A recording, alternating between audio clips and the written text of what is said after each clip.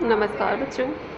कक्षा 8 के बच्चे हिंदी व्याकरण का पाठ 6 आज मेरे साथ रिवाइज करेंगे। बच्चों, पाठ का नाम है पदबंध और इसकी बुक एक्सरसाइज और प्रश्न उत्तर आज हम रिवीजन करेंगे। प्रश्न नंबर 1 है, इसमें उपयुक्त विकल्प पर सही का निशान लगाइए। तो ये विकल्प वाले प्रश्न हैं। पहला प्रश्न है, इसमें वाक्य में प्रयुक्त विशिष्ट अर्थ प्रदान करने वाला पद समूह क्या कहलाता है। तो इसमें उत्तर दिए गए हैं, इनमें से हमें सही उत्तर देखना है। तो सही उत्तर है इसका पदबंध। प्रश्न नंबर का है, पदबंध कितने प्रकार के होते हैं। तो इसका सही उत्तर है 5 प्रकार के। प्रश्न नंबर का, बालक खेलते खेलते गिर पड़ा, मैं किस प्रकार का पदबंध है। तो इसमें आएगा क्रिया पदबंध है। इसके बाद घ वाला प्रश्न है, क्रिया की विशेषता बतलाने वाले पद समूह को क्या कहते हैं। तो यहाँ पर आएगा इसका सही उत्तर क्रिया विशेषण पदबंध। अब इसके बाद है प्रश्न नंबर 2, नीचे दिए गए वाक्यों में मोटे छपे पदबंधों के नाम लिखिए। ये जो डार्क शब्द हो रहे हैं, इनके हमें नाम बताना है कि ये कौन सा पदबंध है। तो इसमें क में है, अतुल की बड़ी बहन चित्र बना रही है। चित्र बना रही है, ये क्रिया पदबंध है। इसके बाद ख में है, गाड़ी साफ करने वाला आदमी लू से मर गया। तो यहाँ गाड़ी साफ करने वाला आदमी, इसमें कौन सा पदबंध है, विशेषण पदबंध। इसके बाद ग वाला है, वृद्धा धीरे धीरे चली आ रही है। तो धीरे धीरे चली आ रही, इसका है क्रिया विशेषण पदबंध। प्रश्न नंबर घ है, सब कुछ गंवा चुके आप अब क्या करेंगे। तो सब कुछ गंवा चुके, इसमें है सर्वनाम पदबंध। इसके बाद प्रश्न नंबर ड है, घायल हुआ व्यक्ति रात भर सड़क पर पड़ा रहा। घायल हुआ व्यक्ति, तो इसमें है विशेषण पदबंध। इसके बाद अगला है, जो सबसे अच्छा खिलाड़ी था उसी ने संन्यास ले लिया। सबसे अच्छा खिलाड़ी था, इसमें है सर्वनाम पदबंध। इसके बाद छ में है, कक्षा की सबसे मेधावी बालिका ने पढ़ाई छोड़ दी। तो यह है क्रिया विशेषण पदबंध। इसके बाद ज में है, आइसक्रीम बेचने वाला लड़का अब विद्यालय जाता है। तो आइसक्रीम बेचने वाला, ये संज्ञा पदबंध है। इसके बाद झ में है, चिड़िया पेड़ की फुनगी पर झूल रही है। तो ये क्रिया पदबंध है। और इसके बाद है, राहुल प्रतिदिन 4 बजे खेलने जाता है। ये विशेषण पदबंध है। अब इसके बाद आते हैं प्रश्न नंबर 3 में, निम्नलिखित प्रश्नों के उत्तर लिखिए। 4 प्रश्न हैं, इनके प्रश्नों के उत्तर लिखने हैं हमें।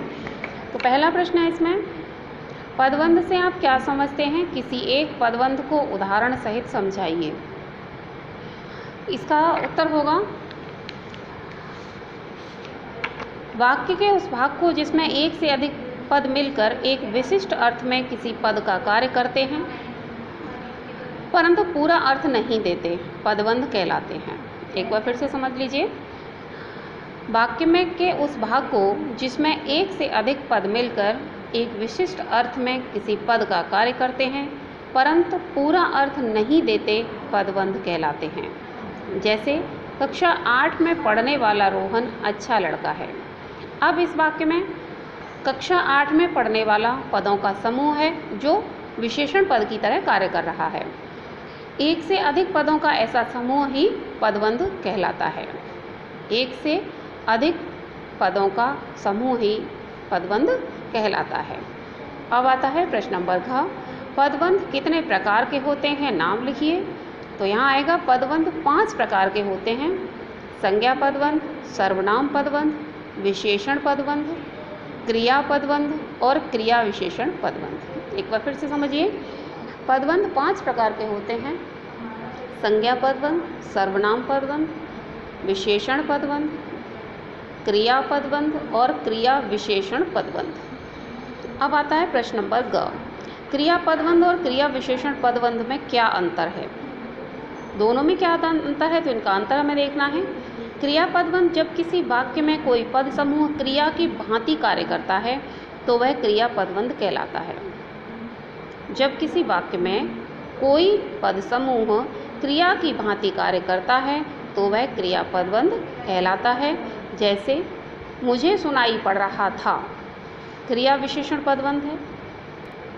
मुझे सुनाई पड़ रहा था, ये क्रिया विशेषण।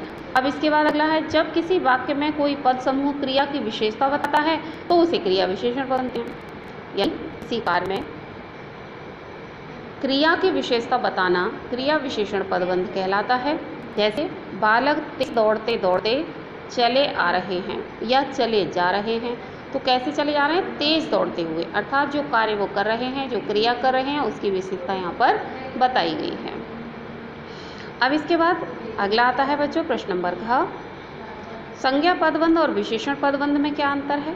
तो इसका सही उत्तर है, इसका उत्तर होगा, जब किसी वाक्य में कोई पद समूह किसी संज्ञा या सर्वनाम के विशेषण का कार्य करता है, जब किसी वाक्य में कोई पदबंध संज्ञा या विशेषण का पदबंध का कार्य करता है तो उसे विशेषण पदबंध कहते हैं। संज्ञा पदबंध हो या सर्वनाम पदबंध, परंतु वो विशेषण की तरह जब कार्य करने लग जाता है तो वह विशेषण पदबंध कहलाता है।